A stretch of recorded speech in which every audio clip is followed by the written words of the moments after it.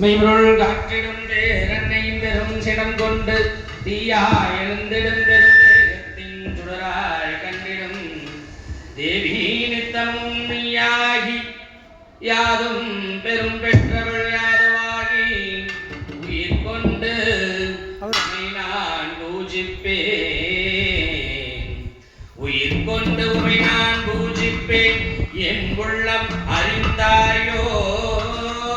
தேவி என் உள்ளம்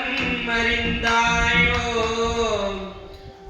உயிர் கொண்டு பூஜிப்பேன் தேவி என் உள்ளம் அறிந்தாயோ